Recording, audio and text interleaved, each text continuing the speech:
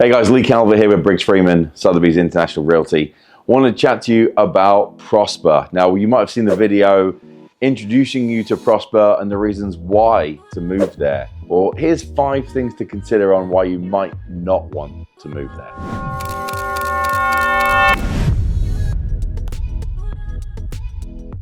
So the cost of housing. Prosper is one of the most affluent areas of the DFW Metroplex. During 2024, the average sale for a house in Prosper was $928,000. You compare that to the rest of the county, the 2 counties that Prosper sits in. It crosses Denton and Collin County. Collin's average sale for 2024 was in that low 500,000 range. Denton into the 570,000 range. So Prosper is almost double what the rest of the county would be. Now, it doesn't mean that every house is that price. There's certainly a range. The median price was $875,000.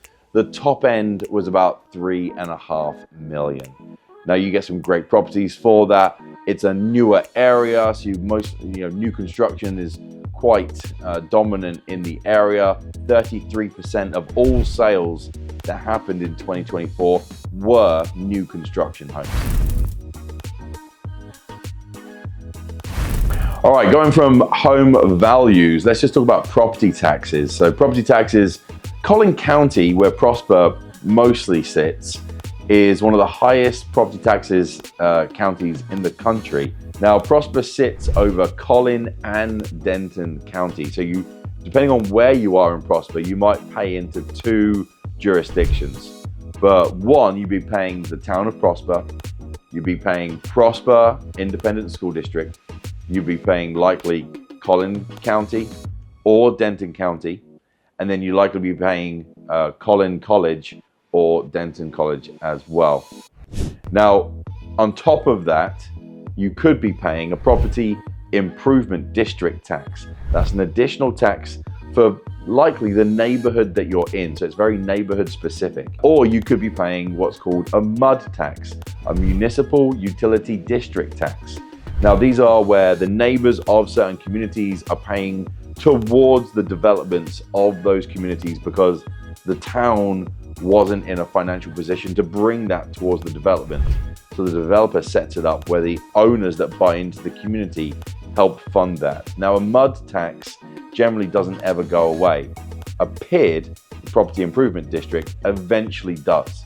But you're talking maybe 20, 30, 40 years, depending on the trajectory of that. Now, if we're talking valuations, if we took a property that was assessed at $600,000 in Prosper, you're roughly paying $1.99 and change for every $100 towards your assessed value, right? So if you're assessed at $600,000, that means you've got about $6,100 increments.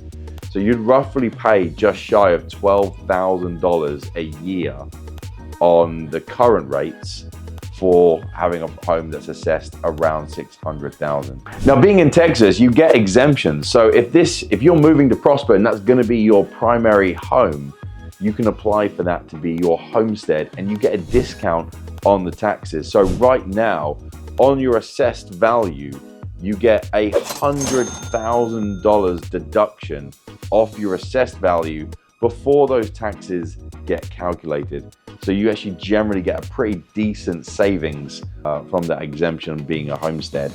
And obviously there's different exemptions for age or employment and so forth as well. We'd want to check in with the county on what exemptions are out there for you. Number 3, your locality to Dallas. Now, if you're going to work in downtown Dallas, which many do, I just looked this morning and the average drive time to get into Dallas in rush hour this morning was about 75 minutes. Now, in certain parts of the country, that might seem like a breeze. In others, it certainly isn't. Getting to DFW Airport during rush hour was about an hour. That usually would be, without traffic, 30, 35 minutes. Dallas would be 40.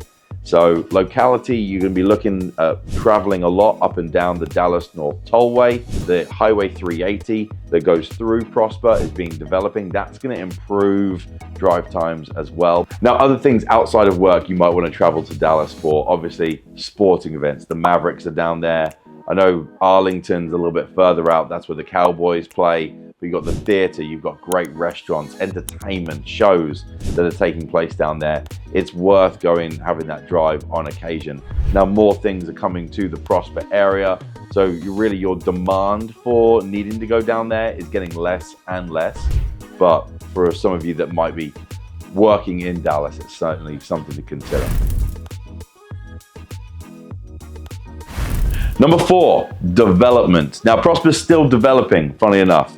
So you've got more things coming to the area. Now, there might be things that are missing from your repertoire of things that you want from your community. But the Dallas North Tollway did connect to Prosper last year, and it's growing through going north up to Salina and further. So more people are going to be using that tollway. In addition, like I mentioned, the Highway 380 that connects Denton through Prosper over to McKinney, that's greatly improving as well. That's gonna make everything so much nicer for the Prosper area once that's developed.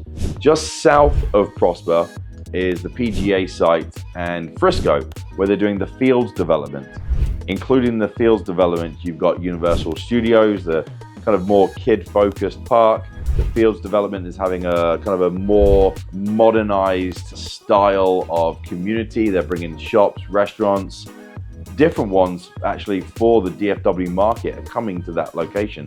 So all of these things, even though it's neighboring Prosper, they're right on your doorstep.